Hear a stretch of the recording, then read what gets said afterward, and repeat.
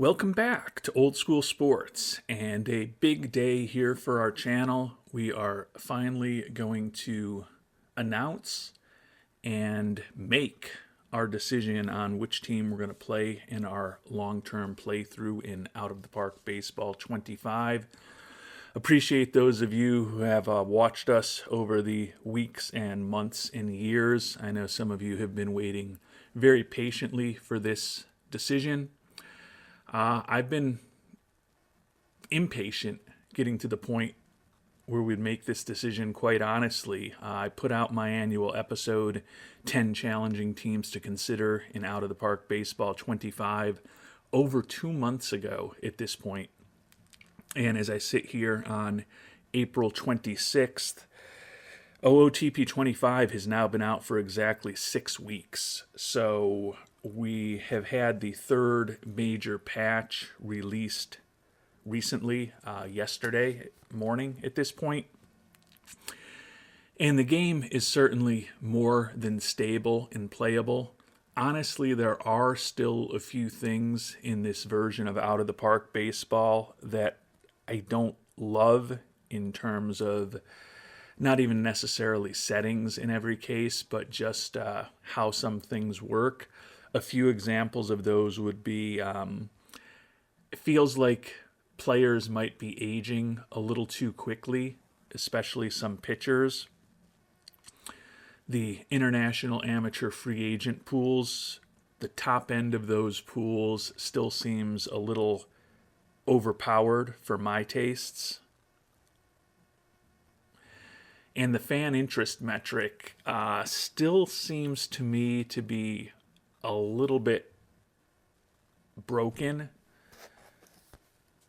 But at this point, 3 full revisions into the game and 6 weeks after the game was released, I'm not necessarily expecting a ton of modifications to the base game at this point going forward. I think there will certainly be more and more patches over the course of the baseball season, but I don't think there's going to be any wholesale changes at this point. And as I noted, with the game having been out for 6 weeks now, I think it's time to just get playing with our long-term sim. While everything is not going to work exactly as it did in OOTP 24, that was the case compared to OOTP 23 and OOTP 22 and OOTP 21, etc., etc., etc. Every team that I'm playing against is going to be dealing with the same parameters that I am. So if some things don't work the way that I like, some things seem underpowered, some things seem overpowered, every other team in the universe is going to be dealing with that as well. So while I'll probably whine and complain about it, hopefully I won't use it as an excuse, because it shouldn't be an excuse. So we are ready to get things rolling. I will, in our next episode, when I actually kick off the series with the team that we're going to announce shortly, walk through a few of the settings changes that I've made. Typically, I like to play with as close to base settings as possible, so that the world I'm playing in is something that you can recreate if you'd like to. And even if you wouldn't like to recreate it, I feel that by kind of playing in the base game as much as possible, the lessons that I learn and the mistakes that I make and the things that I do well are probably most transferable to you in the games that you're playing, if I'm not playing with totally modified settings. So I'll talk through those in the next episode. But before I get started, or actually to get started, I mentioned that a couple of months ago I put out my episode 10 Challenging Teams to Consider Playing in OOTP 25. And I noted at the end of that episode that one of those teams would be the team that I am playing here in OOTP 25. 5 of those teams that I mentioned were dropped from the list of candidates pretty quickly. Those were the Miami Marlins, the Kansas City Royals, the Pittsburgh Pirates, the Colorado Rockies, and the Cleveland Guardians. And I think that all of those teams can be very challenging teams to play. The reason that I moved on from them was that We did a sim with the Miami Marlins in OOTP 22. We did sims with the Kansas City Royals, the Pittsburgh Pirates, and the Colorado Rockies in OOTP 23. And I just felt that even though Cleveland was coming off of a bit of an off year a season ago, they did have some pretty good young talent in their organization. Felt that they might be one of the less challenging teams that I had mentioned because their division isn't necessarily that incredible either. And certainly we see that the Guardians at this point on April 26th are one of the best teams in baseball. And the only team that has a better record than the Guardians right now is the Atlanta Braves. So I think it's fair to say they might be a little less challenging than some of the other teams on this list. And that left us with the 5 teams that I've publicly said are the teams that I'm considering for this long-term playthrough. Those 5 teams are the Tampa Bay Rays, the Chicago White Sox, the Los Angeles Angels, the Oakland A's, and the Washington Nationals.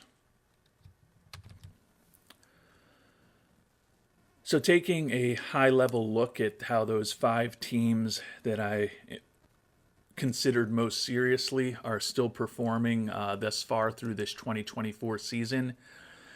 The Tampa Bay Rays are the winner. They're playing .500 baseball, although they are tied for last in the American League East. The Nationals at 10-14 are 4th in the NL East.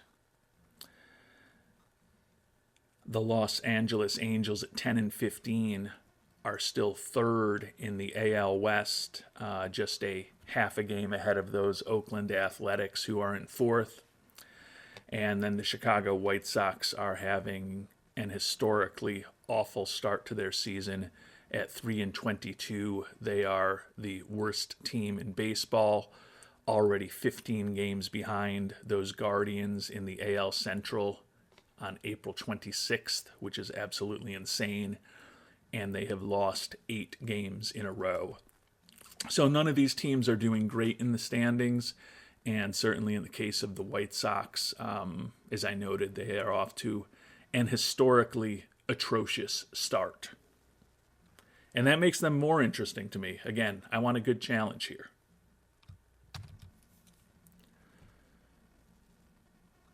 Taking a quick look at the 5 teams and their team finances, the Angels rank 12th in the majors in terms of their payroll. So they are still a big market team with a solid payroll. The White Sox rank 19th, still over 100 million in terms of their payroll. Tampa Bay is 25th at just over 90 million. The Nationals just behind them at just under 90 million. And then, of course, the Oakland A's with a payroll of less than 60 million are more than 25% below the 29th team, the Pittsburgh Pirates, whose owner, Robert Nutting, is not exactly someone who burns a hole in his pocket with his spending. And the last thing we'll look at before we get into the individual teams is how their farm systems are rated in OOTP 25 right now. The Nationals are ranked 7th. The Tampa Bay Rays 10th, so those teams are both in the top 3rd in baseball. The White Sox at number 12, not too far off that pace.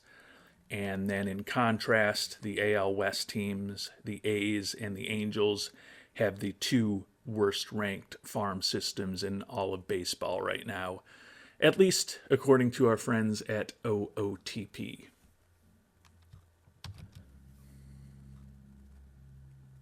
And I mentioned earlier that our 10 challenging teams to consider in OOTP is a video that I now put out annually. 2 years ago, when I put out that video, I knew that I was going to be playing with the Kansas City Royals in OOTP 23 when I put it out. Last year, when I put out that video, I knew that I was going to be playing with an expansion team, which ended up being our Buffalo Wing series that went on for about 270 episodes. And I know drew some of you who are probably watching and listening right now to this channel, and I appreciate that. This year, when I put out that video, I really did not know which team I was going to play. And as I'm sitting here, I'm still not 100% sure what team I'm going to end up picking. But there are two that are officially out of the running. And we'll talk about those two teams now.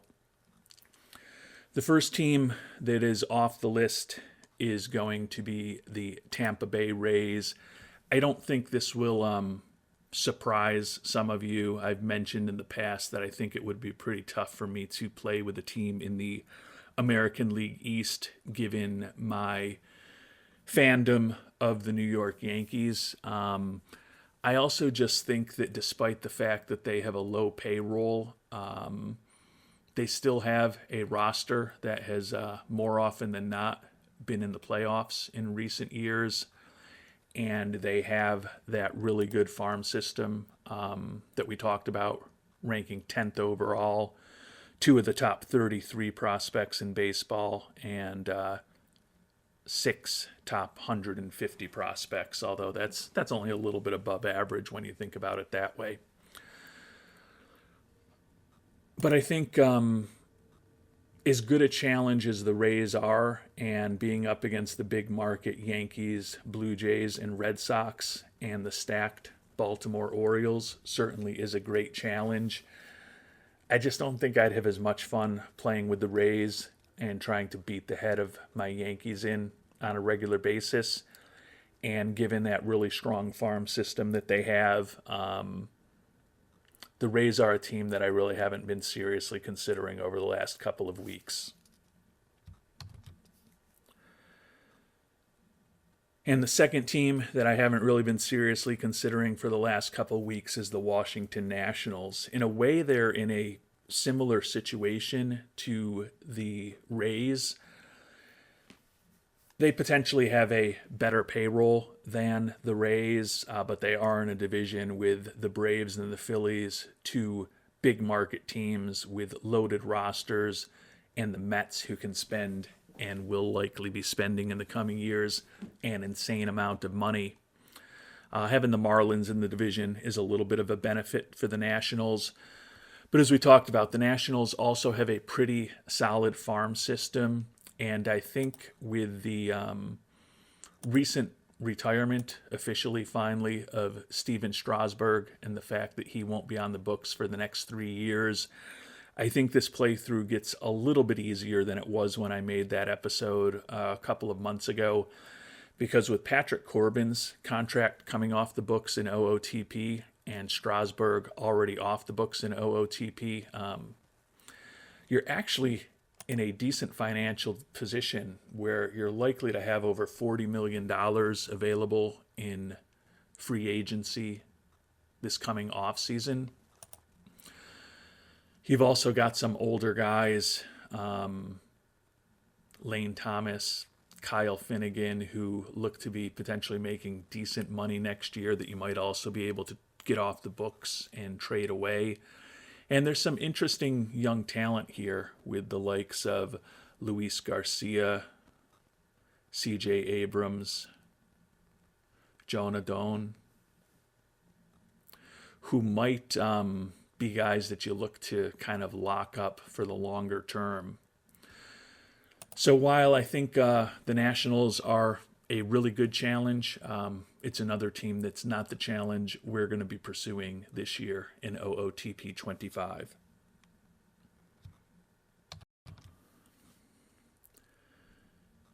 And that leads us to the three teams that I have considered very strongly. And quite honestly, even as I'm talking to you, I'm still considering all three of these teams in a way. So my decision isn't even final as I'm sitting here probably 10 minutes before the end of this episode. And I've mentioned in previous videos and in comments to some of you in episodes that we put out in our mini-series, in our tutorials over the past couple of months at this point, that when I made my 10 challenging teams to consider video, there was a team that I was 90% sure I was going to be playing with this year. And when I made that video, that team was the Los Angeles Angels. I think it's a real interesting challenge. As we talked about earlier, their minor league system is absolutely atrocious. And one of the things that I think makes this team very challenging is the potential for there to be two awful contracts on the books in Anthony Rendon, who not surprisingly is banged up again, and in Mike Trout, who with 10 home runs here on April 26th is doing his best to try to turn back the clock a little bit and ensure that that contract doesn't become an albatross around the Angels. So barren farm system, couple of older players on contracts that likely are really bad in the case of Rendon and still could turn bad in the case of Trout, given that he's almost 33 years old, fragile, and he has several years to go, 7, if I want to be more specific on that deal. There are some things that, to me, make the Angels a little bit easier than some of these other teams that I'm looking at. We talked about the fact that they've got easily the biggest budget of any of the teams that we're talking about. They do have a very big market size, pretty solid loyalty and fan interest metrics. And in Artie Moreno, although his patience is demanding, his fiscal personality is charitable. So despite the fact they are right now on their way to a 9th consecutive losing season, I think it's realistic to think that this team's probably going to have much more funding available going forward with the owner's personality and the fact that they're playing in one of the biggest markets in the United States. So although I was pretty sure they were the team that I was going to do when I initially made that episode, things have been trending away from the Angels, largely because of those more positive factors that I just talked about. And I've mentioned over the last month or so that I've pivoted to another team that I've been about 90% certain was going to be the team that I was going to be playing. And that team has been the Oakland A's, and I think this one is pretty easy to figure out. If you're a baseball fan, you kind of know the disaster that the Oakland Athletics have become. The minor league system ranks only above the Angels. They don't have a single top 100 prospect, and the issues with their minor league system may be the least of the issues that you're dealing with if you try to play this team. At 10-16, playing .384 ball, being only 3.5 games out, almost a month into the season, I think you can argue that the A's are outperforming a bit on the field this year, which is kind of sad and kind of incredible. But they've got the lowest budget in baseball. Nobody is attending their games, and the market size, fan loyalty, and fan interest combination of tiny, pathetic, and 15 is just absolutely dreadful and a massive challenge. And you're also dealing with a penny-pinching owner in John Fisher. So there's never really going to be a situation where you're likely to have a significant budget with this team. They've played under .400 ball for 3 consecutive seasons at this point, and there's really no reason to expect better things going forward. So I think the A's are clearly an incredible challenge. Couple reasons that I have gotten less confident that the A's would be the team I ultimately play with over the last few weeks. One, I just don't know how much fun it's going to be. I think that combination of this horrible market size, fan loyalty, and fan interest, and the fact that based on my experience thus far in OOTP 25, it's been pretty challenging to get that fan interest metric to move. You combine that with the fact that you're also dealing with an awful penny pinching owner. And it seems like it could just be a bit of a miserable, borderline masochistic type of experience to play with that team. I just don't know how fun and pleasant and enjoyable it would actually be. The other thing that works against the A's is that several of the other OOTP channels that I follow have played with the A's in recent seasons, since it's not just a new event that the A's are a bit of a train wreck as a baseball team, although I think this year it's as bad as it's ever been. And there's also a few other channels that have also started series with the A's this year. So I just worry a little bit that it might not be that interesting. It might be a bit repetitive to things that some of you have watched. I know some of you have shared very nice comments recently that regardless of which team I select, and even if the A's are that team, that you enjoy what I do with this channel and you'd still be loyal viewers, which I do sincerely appreciate. But I do worry a little bit that the A's may be oversaturated in the OOTP milieu at this point. And that brings us to the last team that I am still considering, and the team that has been honestly gaining momentum over the past few weeks as they have performed pathetically on the field with that 3-22 record as we sit here late Friday afternoon, April 26th. And that's, of course, the Chicago White Sox. Player development, we talked about the fact that they have a decent farm system, the best by far of the three teams that we're considering. Colson Montgomery looks like a potentially very interesting prospect who could man third base or perhaps down the line first base for this team for years to come. But it's probably one of the most nondescript rosters,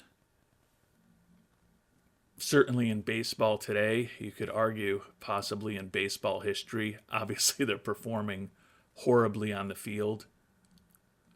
In fact, when you look at some of the stats, it really puts how bad they have been into context. If I could pull up the stats that I'm actually looking for. There we go. It was the power rankings that I was looking for. And this kind of puts it into perspective when you see Chicago light years behind Miami in the power rankings. And you look at their 192 team batting average is worse only than it's worse than every team in baseball. And the awful A's, who we've already talked about, who are barely hitting 201, are even better than Chicago's offense. And Chicago's 5.26 team ERA is worst in the American League. And the only team in baseball that's worse than the White Sox is the Rockies, who are dealing with a bit of a different situation as far as their home field. So an awful hitting team, an awful pitching team. And at 3-22, they really haven't been that unlucky. They're expected to be 4-21. So just an awful situation in Chicago. I mentioned that it's a very nondescript roster. Luis Robert Jr. is kind of the only guy that you've got at the major league level who you could see building around over the next half decade or so as you're trying to rebuild this team and get them into contention. I also think it would be really interesting to play with a big market team, but a big market team that is clearly number 2 in its market. I know White Sox fans probably don't want to hear that. Angels fans probably don't want to hear that. Mets fans probably don't want to hear that. But that is the case. The White Sox, I think, in any objective view, are the little brother in Chicago baseball. I don't mean to be insulting them. I root for a couple of teams in New York, the New York Jets and the New York Islanders, that fit that same profile as being the little brother. Other sports, the Los Angeles Clippers fit that as well. But I think it would be interesting to kind of play with a larger market team that is clearly the less popular team in its city, except when it happens to be one of the best teams in baseball, as the White Sox were a couple decades ago. The Mets were closing in on 40 years ago. So that, I think, would be interesting. The things that make it a little less challenging is that the budget is the second best of the 5 teams that we've been talking about. Ownership with Jerry Reinsdorf is probably one of the most positive profiles of any owner in the game. Now, admittedly, he's 88 years old, so he's probably not going to be your owner for that far into the future. But the ownership situation is good. And then outside of Robert Jr., you don't have any real huge long-term commitments. Pretty easy to begin remaking this team in your own image in the coming years. And as I noted, there is some help in the minor leagues coming. So the White Sox are the team that has been flying up my draft board in recent weeks, and has me questioning the 90% probability that I had on the Oakland A's that they would be the team that we end up playing with. So as we get ready to make our decision, the first team that we won't be playing of these last 3 that are left, probably not going to surprise any of you that have heard me walk through this over the last few minutes, but it's going to be the Los Angeles Angels. And I know that's surprising because, as I noted, I felt when I made the 10 challenging teams to play video that the Angels were 90% the team that I was going to be playing with this year. They've got that awful farm system, which does make it challenging, but I do feel that even though they are the second team in Los Angeles, and even though there are, as we talked about, a couple of potentially challenging contracts on the books, this is a team that's going to regularly have a borderline top 10 payroll, if not better. Your big market team with a very charitable owner from a financial perspective. And despite the issues with this team, the contracts and the farm system, I just don't think it's nearly the challenge that the White Sox or the A's are. So it comes down to the chalk Oakland A's and the rapidly rising up the draft chart Chicago White Sox for our selection of the team we're going to do our long-term sim with here in OOTP 25. So it's time for me to make a decision. And while I hope this decision is one that I'll be able to spend the next 9 or 10 months with and hopefully play this team out for decades, like we did with the Buffalo Wings in our OOTP 24 expansion, there's certainly no guarantees that I'm not going to be fired if I take over either of these teams, given the issues that they face. So my intent is this is a team that I'm going to play for decades, but with either of these squads, I could get fired, and I may... that might give me an opportunity to play the other team 4 or 5 months from now and maybe start a second sim this year. As I said, when I get to the first episode, I'll talk about any minor settings changes that I do make. And one programming note, I am considering, and we'll still decide over the next 24 hours whether I'm going to do a live start with this team that I end up selecting, whether it's Oakland or Chicago, or whether I'm just going to go back to the beginning of the season. I see strengths and weaknesses for both. I think I'm inclined to just go back to the beginning of the season rather than starting here on April 26th. That'll give me a little bit of an opportunity to get a jump start on rebuilding the coaching staffs and also making a few roster decisions.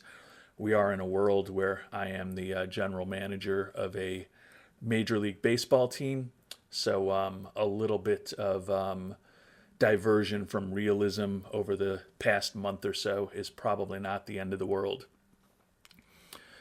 And with those notes out of the way, it is finally decision time. With the first pick in the OOTP 25 draft, Old School Sports selects the Oakland Athletics, a basket case of a franchise. As I noted, Chicago was really coming on as a team that I've been strongly considering over the last couple of weeks. I think Chicago would be a more fun game than Oakland. Better financial situation, although not an incredible financial situation. And you do have that opportunity to really, over the coming decades, maybe supplant the Cubs as the premier team in Chicago if you turn things around incredibly well. But the A's are just such a mess. We talked about one of the worst farm systems in baseball, the worst financial situation in baseball, the worst market demographics in baseball, one of the worst owners in baseball. I think a lot of the improvements that I've made in my ability to play OOTP 25 over the last few years, most of which came from the interaction that I've had with those of you who have shared comments on the channel and suggestions and thoughts on how to do things differently, will certainly be put to a great test here with the Oakland Athletics. I don't intend to move them to Sacramento next year. I don't intend to move them to Las Vegas in 3 or 4 or 5 years. The intent is to try to save baseball in Oakland, weather the storm over the next decade or two with John Fisher potentially as the owner. Maybe we'll get a new owner in there eventually, but see if a truly bottom of the market team with an awful minor league system, and as I noted, market demographics that are the worst I can ever recall seeing in OOTP baseball. See if maybe we can turn that team into a contender. I have a feeling it's going to be incredibly hard to build a consistent winner in Oakland. I think some of the things that Oakland was doing 20, 25 years ago in the early stages of the Moneyball period have been arbed out of the market or aren't necessarily completely duplicable in OOTP. So I'm going to have to get very creative. But I'm looking forward to the challenge, and I'm looking forward to those of you who have been along for the ride with us in previous challenges, being along for the ride on this one, and hopefully some of you who are new to the channel spending the rest of this season with us in Oakland and hopefully giving me some suggestions to help turn this team around. Oh, and one final thing that attracted me to Oakland that I hadn't mentioned yet is that I expect that this team is going to be awful for the next few seasons. You can see the A's are going to be picking fourth in this upcoming draft here in a few months in 2024. Would expect that Oakland in 2025 and 2026 is probably going to be picking at or near the top of the draft. And what we have seen without a doubt in OOTP 25 is that the scouts and the player raters at Out of the Park Baseball think that the 2024 and 2025 Major League drafts are pretty horrible. So even these next couple years, when we're likely going to be having some pretty good draft picks with Oakland, we might not be getting an incredible talent at the top of those drafts, especially if we're not picking number one or number two, and who knows what's going to happen with the draft lottery. So I think the ability to really quickly rebuild this farm system is going to be challenging because these upcoming drafts are so bad, and it also could increase the chance that I end up getting fired before I could even get this battleship that is headed in a very bad direction starting to turn around. So I think it's going to be a lot of fun. A part of me thinks the White Sox, as I mentioned, would be more fun to play, but hopefully we'll have some fun with Oakland. At the very least, you're going to see me getting very angry and screaming at the screen when Mr. Fisher does things to annoy me, or when the fan interest just doesn't budge despite my best efforts to move it in a positive direction, when we can't sign free agents, when we can't keep the players that we've brought up through our system.